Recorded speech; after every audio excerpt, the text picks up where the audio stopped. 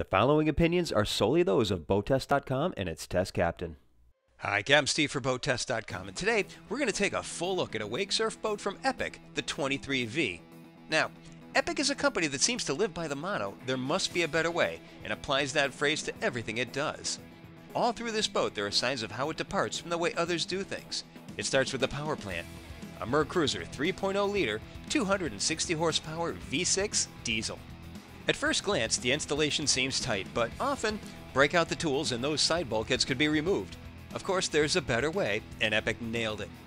Just ahead, there's easy access to the V-drive transmission just under the seat. Just ahead of the tranny is the raw water strainer.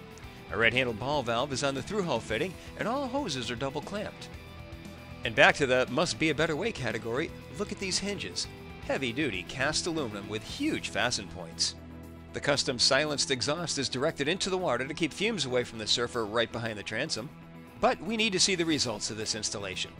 During our test, we reached a top speed of 33.1 miles per hour that was accompanied by a fuel burn of 10.5 gallons per hour. That meant a range of 147 miles. Is that good? Well, we tested the exact same model with a 330 horsepower Mercury 350 mag, and that pushed us to a top speed of 38 miles per hour with a 29 gallon per hour fuel burn. Pretty clear advantage to the diesel there. How about best cruise? Well, the diesel comes in at 24 miles per hour with a 6.1 gallon per hour fuel burn. The gas, 22.3 miles per hour, burning 8.6 gallons per hour. Still a distinct advantage, but the gap is getting narrower. Now, let's look at a typical tow speed. For the diesel, 11 miles per hour will show a fuel burn of 2.8 gallons per hour. The gas, 11 miles per hour at 4.4 gallons per hour. So we still have an advantage for the diesel.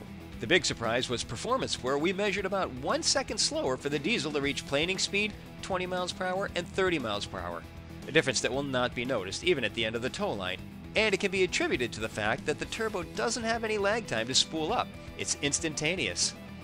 Now, of course, there are other choices besides these two engines.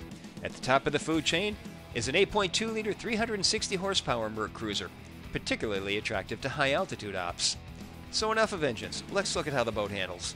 We found that she handles extremely well and is quite responsive to the helm, and with good reason. There's a lot of good handling characteristics coming from the fact that Epic utilizes a dual rudder system for increased responsiveness. The steering gear is easily seen inside the engine compartment, and both rudders are connected with a tie bar and then to the hydraulic steering ram. Tracking fins eliminate any slide and allow the 23V to spin around in her own length. It's all about managing the speed. At regular cruise speed and below, there's a little pull to the wheel. Add a little speed and it goes away.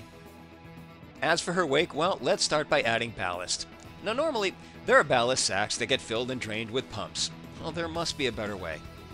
On the Epic 23V, the ballast tanks are integral, built into the hull as a grid system and part of the structural integrity. Here, we see the tanks that are now covered with epoxy so that the boat flexing won't compromise the seal. There are no pumps, just valves that open and close electrically.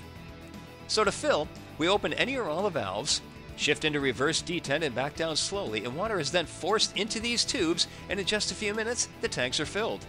4,000 pounds total. Now this system is entirely unique to Epic, and so is the fact that the tank levels and tabs are represented on the vessel view. All others we've seen have separate gauges for these items. Turns out, there is a better way. Now looking at some of the operational features, the helm has the same gel color as the rest of the interior, and the layout is simplistic and speaks of a purpose-built boat.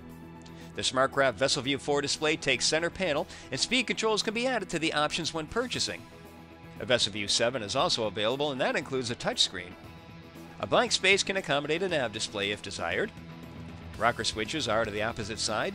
Tab controls are all the way to the right. She's got a deep V with a squared-off bow, and notice how the nav lights are integrated into the top sides. Anchor storage is above, and anchor keepers are molded in. Happy to see lift and lock latches, and the Flexi-Teak on top complements the decking throughout. The optional tower is custom made, and it's not only functional, it's beautiful. And this is the base model. The bimini is also optional, and a premium tower option is available. Of course, what's a wake boat without tunes? Here, the stereo is mounted at the helm. Speakers are inside and out. The transom-mounted speakers serve to enhance the experience for the rider at the end of the tow line. The half-octagon platform serves as a good staging area for putting boards on, and being right at water level, there's no real need for a ladder. As for seating, we'll start at the bow. A little tight here, but that's because any wake boat caters more towards the cockpit where the action takes place. There's storage under every seat, and the area converts to a sun pad. Cockpit seating is what we would expect from a boat in this class. Basically, wraparound surrounding the entire cockpit. Optional LED courtesy lights are located throughout, and there are 15 drink holders around the boat. All in all, Epic makes an impressive boat with a nod towards simplicity that just seems to escape other builders.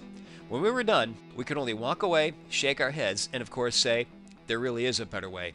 And that's our full look at the Epic 23V. For BoatTest.com, I'm Captain Steve. We'll see you on the water.